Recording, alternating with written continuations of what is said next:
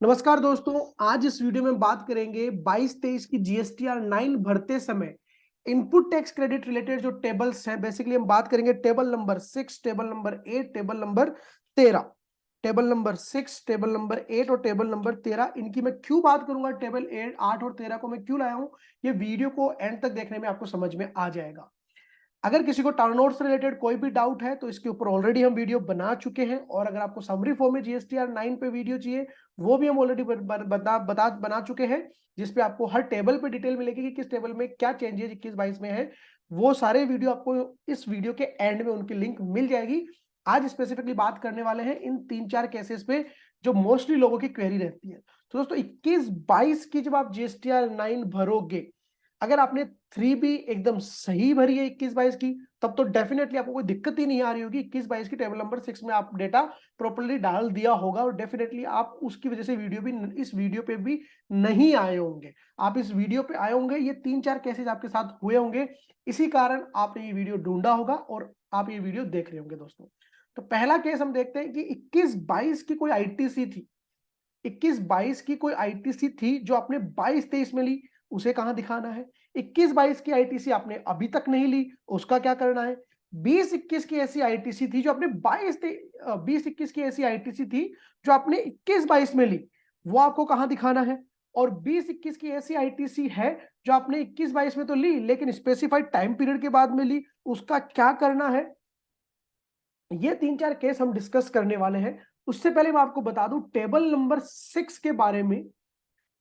एक चीज मैं आपको टेबल नंबर 6 के बारे में बताना चाहूंगा जो आपके बहुत बहुत काम आने वाली है, और शायद वो आईटीसी टेबल का एक क्रक्स भी हो सकती है। वो पर्टिकुलर एक बात, एक लाइन आप जान लोगे तो हो सकता है आपके 99% डाउट क्लियर हो जाए। अब जब टेबल नंबर 6 में, ये तो हम सबको पता है कि आईटीसी की डिटेल जाती है, वो आप सब डाल भी लोगे ऑलरेडी। उसके ऊपर बहुत सारे वीडियोस भी बने हुए हैं कि किस टेबल में BCDEFGHI किस में कौन सा अमाउंट जाएगा, वो भी आप सबको पता है। लेकिन अब डाउट ये आता है कि अगर ये इतने सारे केसेज आ जाते हैं मेरे पास, तब मैं टेबल 6 में कैसे दिखाऊं। ये इतने सारे डिफरेंट डिफरेंट केसेज हैं, तो मैं टेबल 6 में कैसे दिखाऊं। तो एक बात आप बांध लो गांठ, वो ये है दोस्तों, टेबल नंबर 6 भरते समय आपको 21-22 फाइनेंशियल ईयर की जीएसटीआर 9 की टेबल नंबर 6 भरते समय आपको इसमें वो ही अमाउंट डालना है जो 21-22 का है इनपुट, और आपने 21-22 की 3B में ले लिया है, वो ही अमाउंट जाएगा। अब इससे क्या क्या बाहर हो गया, 21-22 का कोई इनपुट था जो आपने 22-23 में ले लिया है, वो टेबल नंबर 6 में नहीं जाएगा। 20-21 का कोई अमाउंट था आपने 21-22 में ले लिया है, वो भी अमाउंट टेबल नंबर 6 में नहीं जाएगा, चाहे भले ही वो 21-22 की 3B में आ गया हो, यहां नहीं जाएगा। टेबल नंबर 6 में 21-22 फाइनेंशियल ईयर जीएसटीआर 9 की टेबल नंबर 6 में केवल वो ही अमाउंट डालना है जो 21-22 की 3B में आपने ले लिया है, और वो 21-22 का ही था। वो 21-22 का ही था और 21-22 की 3B में आपने ले भी लिया है, वो ही अमाउंट जाने वाला है। अब आप बोलोगे सर बाकी अमाउंट का क्या होगा फिर, क्या बाकी अमाउंट कहीं नहीं जाएगा। ऐसे तो हमारे डिफरेंस आ जाएगा और हमारे नोटिस भी आ सकते हैं, क्योंकि हो सकता है 21-22 की रिटर्न में हमने और भी इनपुट लिया हो, 20-21 का लिया हो, या फिर 21-22 का इनपुट हमने 22-23 में लिया हो। तो उनके ऊपर अब हम बात करने वाले हैं विद एग्जांपल्स। तो एग्जांपल में लेता हूं, 21-22 का आपका टोटल इनपुट था, 21-22 का एक्चुअल जो इनपुट था वो था दोस्तों आपका 5 लाख रुपए। आपने 21-22 का इनपुट जो है, 21-22 का इनपुट 21-22 की 3B में लिया, 21-22 की 3B में लिया आपने 4,70,000 रुपए, और 22-23 की 3B में लिया, 22-23 की 3B में लिया 30,000 रुपए। अब आपको क्या करना है दोस्तों, जब टेबल नंबर 6 आप देखोगे, टेबल नंबर 6A में आप जब देखोगे, इसमें ऑटो पॉपुलेट अमाउंट आता है जो आपने 3B में क्लेम किया है 21-22 की। तो 21-22 की 3B में आपने कितना अमाउंट क्लेम किया होगा, 4,70,000 आपने क्लेम किया। तो वो टेबल नंबर, इस टेबल नंबर 6A में ऑटो पॉपुलेट होकर आ रहा होगा, जो फ्रीज होगा उसको आप चेंज नहीं कर सकते हो। अब आपको क्या नीचे 4,70,000 की डिटेल देनी है या फिर 5 लाख की डिटेल देनी है। तो जैसे मैंने आपको बताया 21-22 का इनपुट था और 21-22 की 3B में आपने लिया, वही अमाउंट जाएगा यहाँ पे। तो आपको यहाँ पे 4,70,000 दिख रहा होगा, क्योंकि वो 21-22 का था, 21-22 में आपने ले लिया है, तो उस 4,70,000 का ही आपको ब्रेकअप यहाँ पे देना है। अभी आप बोलोगे सर बाकी के 30,000 का क्या करें? तो बाकी का 30,000 आपने 21-22 का 22-23 की 3B में ले लिया है, up to specified period. Up to specified period ले लिया है, और स्पेसिफाइड पीरियड आई बिलीव आप सबको मेरे से ज्यादा पता होगा, डेफिनेटली इतने सारे वीडियोस आप ऑलरेडी देख चुके होंगे। स्पेसिफाइड पीरियड मैं आपको बता देता हूं, 30 नवंबर 2022 तक अगर आपने ले लिया है 30,000 रुपए, तो ये 30,000 रुपए जाएगा दोस्तों table number 8C and table number 13, इनमें जाने वाला है, जिससे आपके पूरे 5 लाख का ब्रेकअप यहाँ पे आ गया है। टेबल नंबर 6 आपने देख ली, टेबल नंबर 8C के दर्शन करा देता हूं।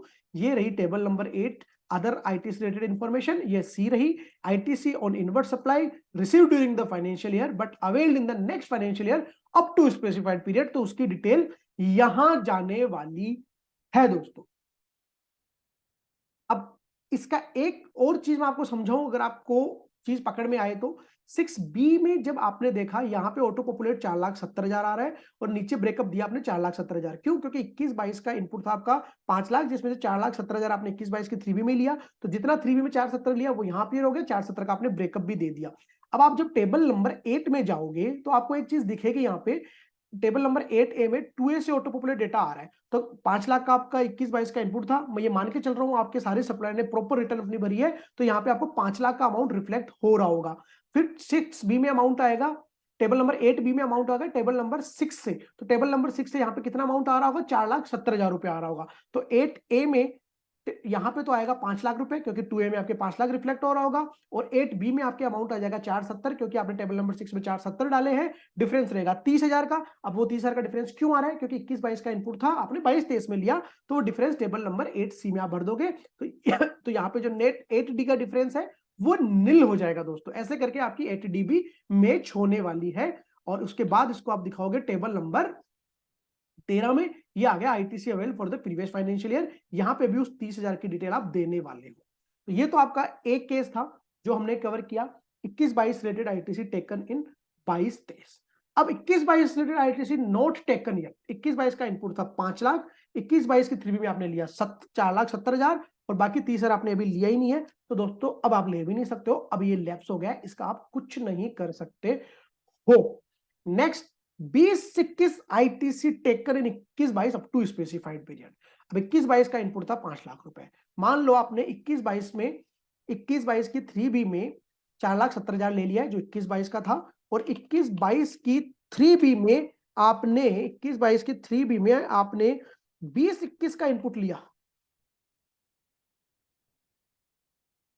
और वो लिया 20,000 रुपए। तो आपने टोटल कितना लिया 21-22 की 3B में? टोटल 21-22 की 3B में आपने लिया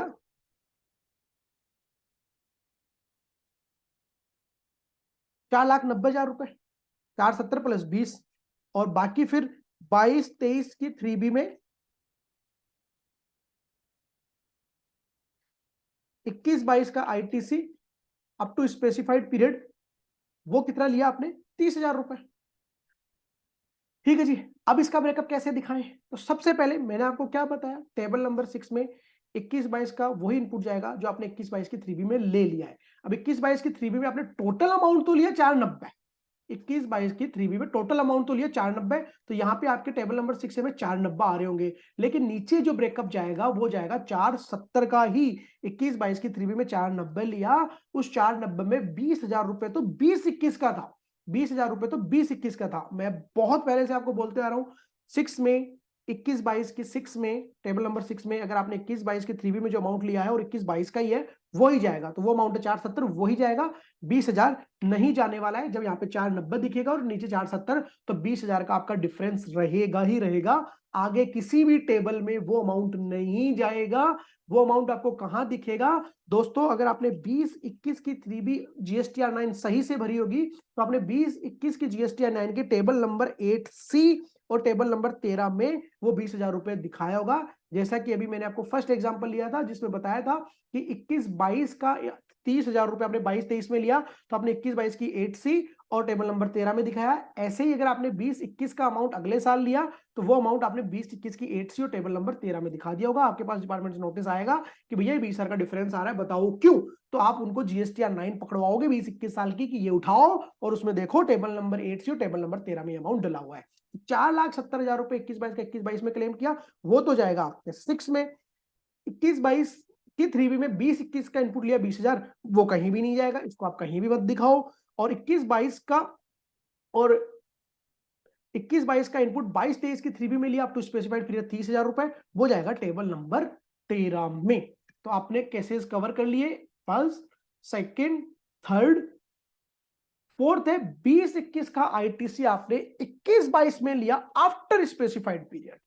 ये जो 20,000 में मान लेता हूं आपने आफ्टर स्पेसिफाइड पीरियड लिया तो क्या होगा, 470 तो टेबल नंबर 6 में ही जाने वाला है, और ये 20,000 रुपए आपने आफ्टर स्पेसिफाइड लिया 20-21 का 21-22 में, तो आप एलिजिबल ही नहीं थे। आपको ये रिवर्स करना पड़ेगा, आपको ये DRC 03 के तहत पेमेंट करना पड़ेगा। आपने इसको यूटिलाइज भी कर लिया है तो सेक्शन 50 में आपको ब्याज भी देना पड़ेगा। अगर आपके साथ ऐसा हुआ है, आपको जानना है कितना ब्याज देना होगा, क्या कैलकुलेशन होगी, तो आप कमेंट बॉक्स में आपके साथ आपका डाउट शेयर कर सकते हैं दोस्तों। तो मैंने कोशिश करी इस वीडियो के माध्यम से आपके बहुत सारे डाउट क्लियर करने की। अगर आपको लगता है कि मैं थोड़ा फास्ट था तो आप सबको पता है यूट्यूब पे प्लेबैक स्पीड आती है, उसको आप थोड़ा कम करके वीडियो को आप आपकी स्पीड के हिसाब से देख सकते हैं दोस्तों। अगर आपको ये वीडियो पसंद आया हो तो प्लीज वीडियो को लाइक करें, चैनल को सब्सक्राइब करना ना भूलें, और आपको आपकी कंप्यूटर स्क्रीन पे, मोबाइल स्क्रीन पे GSTR 9 से रिलेटेड पुराने वीडियोस अब दिख रहे होंगे, आप उन पे क्लिक करिए जिससे आपके बाकी के और जो डाउट हो GSTR 9 से रिलेटेड वो सारे दूर होने वाले। दोस्तों मिलते हैं नए वीडियो में नई जानकारी के साथ। Thank you so much. जय हिंद, जय भारत।